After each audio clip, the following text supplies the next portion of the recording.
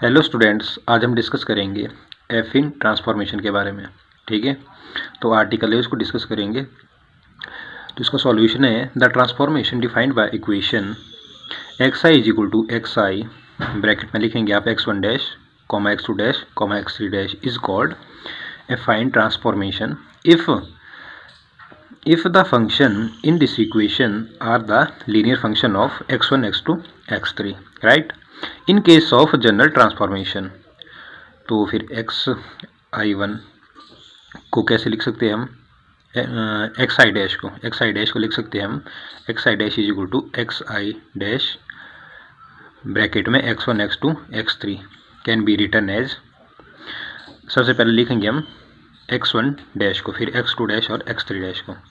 x1 dash को कैसे लिखेंगे, x1 dash is equal to alpha 1 0 plus 1 plus alpha 1 1 x1 plus alpha 1 2 x2 plus alpha 1 3 x3। Alpha 2 1 dash को alpha 2 0 plus alpha 2 1 x1 plus 1 plus alpha 2 2 x2 plus alpha 2 3 x3। Alpha 3 dash को लिखेंगे alpha 3 dash is equal to alpha 3 0 plus alpha 3 1 x1 plus alpha 3 2 x2 plus 1 plus alpha 3 3 x3, right.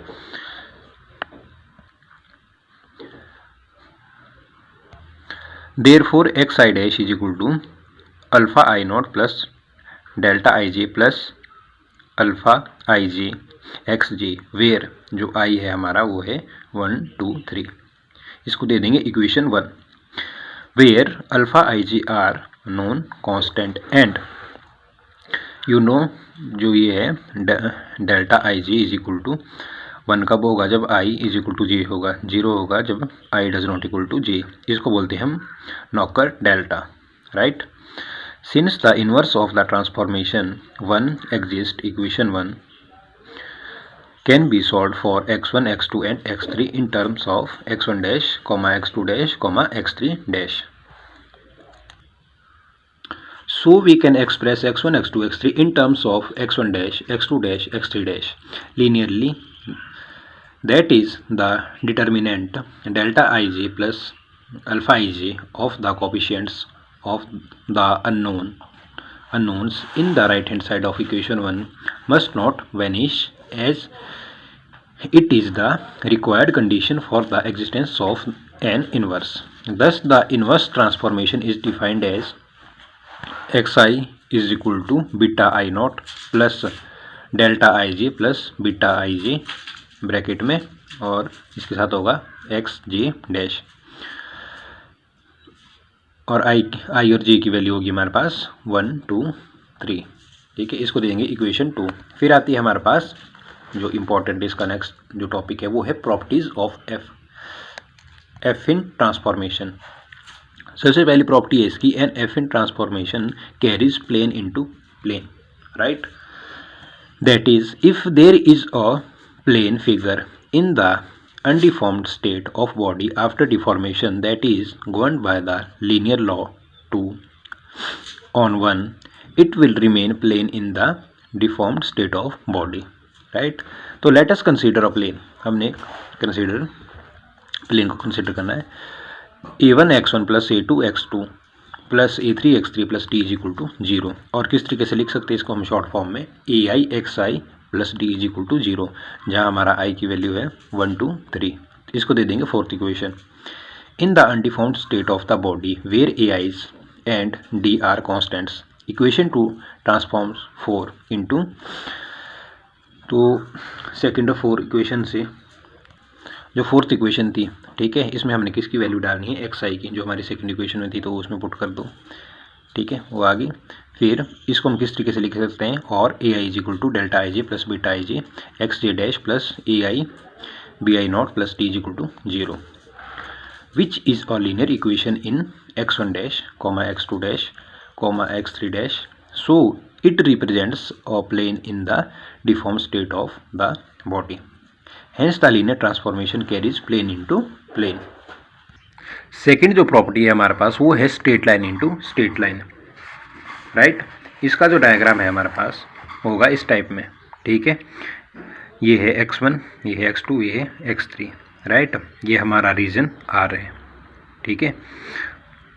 इधर हम point है P not x not, ठीक है, ये इधर ए है, और इधर एक हमने एक रीजन और बना दिया, इसको दे दिया हमने आर डैश, ठीक है।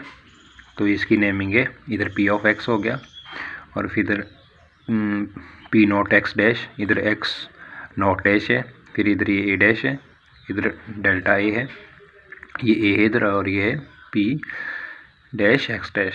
तो ये इसका डायग्राम है, ओके। तो नेक्स्ट है हमारे पास जो रेक्टिलिनियर सेगमेंट है, rectilinear segment joining two points P naught x1 not comma x2 naught comma x3 naught, ठीक है, डायग्राम से ही। And P x1 comma x2 x3 in the undeformed state of the body is transformed into a rectilinear segment joining the corresponding points in the deformed state of the body as shown in the figure, जो कि figure में बताया गया है। Hence a rectilinear segment joining the points P naught, x1 naught, x2 naught, x3 naught and Px1, x2, x3 is transformed into a rectilinear segment, जो कि हमारे कौन कौन से हैं, ये है, सॉरी ये है हमारा P नॉट डैश, ये नहीं है इधर, ठीक है, तो इसको कंसिडर मत करना।